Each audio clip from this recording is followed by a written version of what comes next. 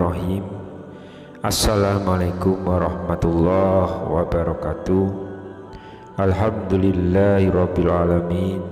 Wassalatu wassalamu ala asrafil anbiya'i wal mursalin nabiyyina wa habibina Muhammadin wa ala alihi wa sahbihi ajmain wa man tabi'ahum bi ihsanin ila yaumiddin.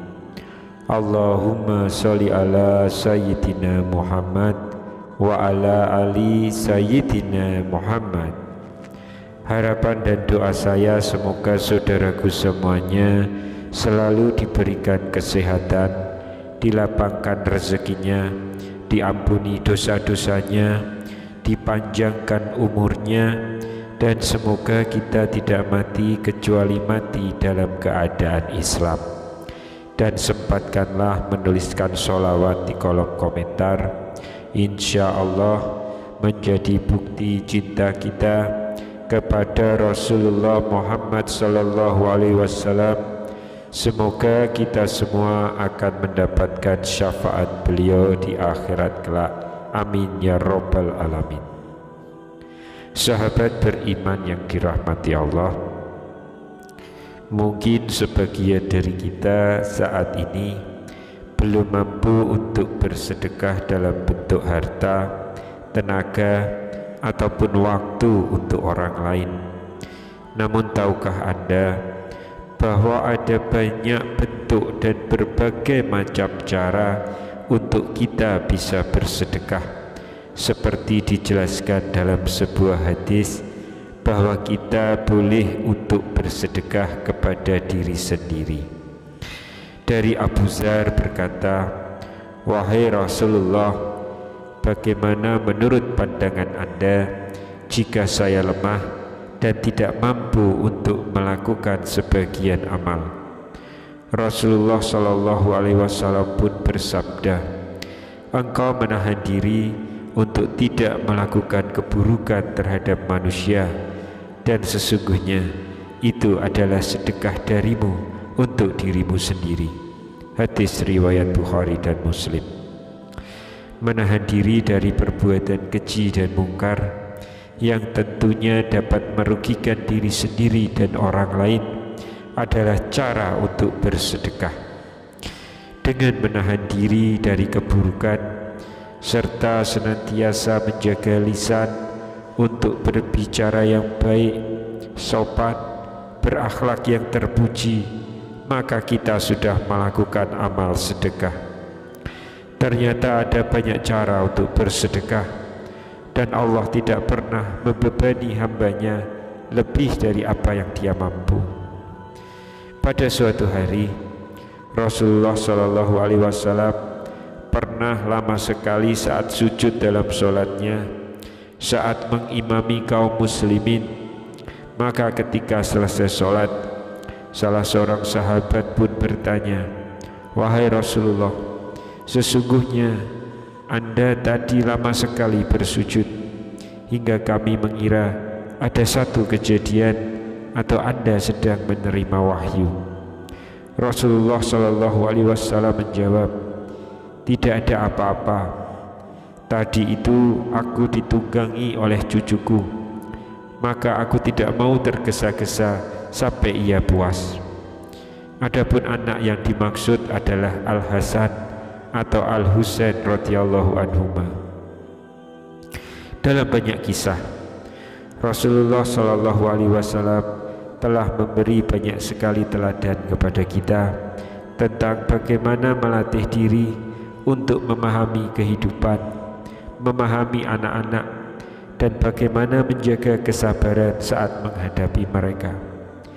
Cara berpikir yang tepat saat kita mendampingi anak-anak akan membuat kita lebih mampu untuk bersabar, sedangkan sebaliknya, pola pikir yang salah akan menjadikan proses kebersamaan dengan anak kita sering menjadi pemicu amarah dan juga stres. Alangkah baiknya jika kita para orang tua kembali merenungi hadis ini. Rasulullah Shallallahu Alaihi Wasallam bersabda, "Apabila anak Adam meninggal dunia, maka terputuslah amalnya kecuali 3 perkara, yaitu sedekah jariah, ilmu yang bermanfaat, dan anak soleh yang mendoakan orang tuanya. Hadis riwayat Muslim. Kandungan utama dari hadis ini adalah 3 amal yang bermanfaat dan terus mengalir pahalanya bagi manusia setelah ia meninggal, saat dimana kita dalam keadaan begitu menyesal karena kurangnya amal-amal kita dan tak mampu lagi untuk menambah amal. Di saat yang demikian itu, ketiga amal jariah inilah yang akan menjadi penolong kita. Tahukah kalian, satu kesempatan besar untuk mendapatkan semua amal jariah itu dengan sekaligus, dan kesempatan besar itu ada di dalam cara kita mendidik anak-anak kita. Memang sebuah aktivitas sehari-hari yang kadang terlihat sepele dan kita lihat dengan sepintas lalu. Tapi kandungan yang tersirat di dalam hadis tersebut, bahwa setiap rupiah yang kita keluarkan untuk menghidupi dan mendidik anak-anak kita telah tercatat sebagai sedekah yang mengalir untuk kita kelak. Setiap suapan makanan yang masuk ke mulut anak, setiap tetes air susu ibu yang menumbuhkan darah dan dagingnya, setiap gelas air yang kita berikan, setiap pakaian yang kita belikan untuk mereka, biaya pendidikan, semuanya tercatat sebagai sebuah kebaikan yang akan mengalir sepanjang masa bagi orang tuanya. Diriwayatkan oleh Imam Muslim dari Abu Hurairah radhiyallahu anhu bahwa Rasulullah shallallahu alaihi wasallam bersabda, uang dinar yang engkau nafkahkan di jalan Allah, uang dinar yang engkau nafkahkan untuk membebaskan hamba sahaya, uang dinar yang engkau sedekahkan pada fakir miskin, dan uang dinar yang engkau nafkahkan untuk keluargamu, maka yang paling besar pahalanya adalah yang engkau nafkahkan untuk keluargamu. Diriwayatkan oleh Imam Ahmad dengan sanadnya yang hasan, Rasulullah Shallallahu Alaihi Wasallam bersabda, makanan yang engkau makan untuk dirimu sendiri adalah sedekah. Apa yang engkau berikan untuk anak-anakmu, maka bagimu pahala sedekah. Dan makanan yang kau berikan untuk pembantumu, kamu mendapatkan pahala sedekah pula. Begitupun setiap ilmu yang diajarkan, kata-kata yang baik dan sopan, doa-doa, sholat, puasa, akhlak yang terpuji, serta semua ilmu bermanfaat yang digunakan oleh anak di sepanjang hidupnya, bahkan menjadi bekal sampai akhirat, maka pahala atas semua amal itu juga akan terus mengalir kepada kita sebagai orang tua selama kita hidup ataupun saat nanti kita telah tiada. Maka saat sang ibu memapah anak balitanya untuk belajar berjalan, mengajarkan anaknya cara untuk makan, mengajarkan caranya menggosok gigi, mendidik anaknya agar membuang sampah pada tempatnya, mengajarkan cara menyisir rambut, serta saat sang ayah mengajari anaknya berbicara, membaca, berhitung, bahkan bermain sekalipun, semua itu menjadi sedekah yang mengalir pahalanya bagi orang tuanya tanpa terputus. Barang siapa yang mengajaknya menuju hidayah, maka dia mendapatkan pahala seperti pahalanya orang-orang yang mengikutinya, tapi tanpa mengurangi sedikit pun dari pahala-pahala mereka. Dan barang siapa yang mengajak menuju pada kesesatan, maka ia mendapatkan dosa seperti dosa orang-orang yang mengikutinya, dengan tanpa mengurangi sedikit pun dari dosa-dosa mereka. Kelak jika sang anak yang telah kita didik itu menjadi anak yang soleh dan berbakti kepada kedua orang tuanya, maka setiap lantunan doa-doanya menjadi penerang dan cahaya di alam kubur dan meringankan siksa di neraka, bahkan bisa menyelamatkan para orang tua dari bergolaknya api neraka.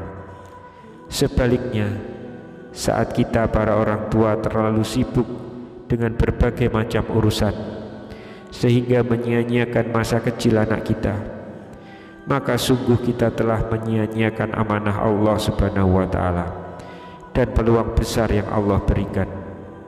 Lebih jauh lagi, jika yang kita contohkan kepada anak kita itu perbuatan buruk seperti menonton film yang buruk, bersikap kasar kepada istri, suka marah kepada anak kita, meninggalkan sholat, dan perbuatan buruk lainnya, maka itu adalah investasi dosa yang mengalir tanpa henti selama anak kita melakukan perbuatan buruk yang sama dan menularkan keburukan itu kepada anaknya atau orang di sekitarnya. Bahkan tak jarang hal ini membuat para orang tua bersedih di masa tuanya atas kelakuan buruk anaknya. Dari Abu Umamah Al-Bahili radhiyallahu anhu, dia berkata, Rasulullah Shallallahu alaihi wasallam bersabda, sesungguhnya para malaikat serta semua penduduk langit dan bumi sampai semut-semut di sarangnya, mereka semua bersolawat atas orang yang mengajarkan kebaikan. Kepada manusia, makna bersolawat tersebut adalah mendoakan dan memintakan ampun untuknya. Sungguh setiap lelah kita saat bersama anak-anak adalah sedekah jariah kita bagi diri sendiri. Masihkah kita akan pelit dan bakhil? Sahabat beriman yang dirahmati Allah, itulah tadi cara bersedekah untuk diri sendiri. Semoga kita bisa mengamalkannya di kehidupan kita sebagai bekal hidup di dunia dan akhirat. Wallahu a'lam bishawab. Subhanakallahumma wa bihamdika asyhadu alla ilaha illa anta astaghfiruka wa atubu ilaik. Demikian yang bisa saya sampaikan di kesempatan kali ini. Semoga dapat memberi manfaat untuk kita semua. Amin ya rabbal alamin. Wassalamualaikum warahmatullahi wabarakatuh.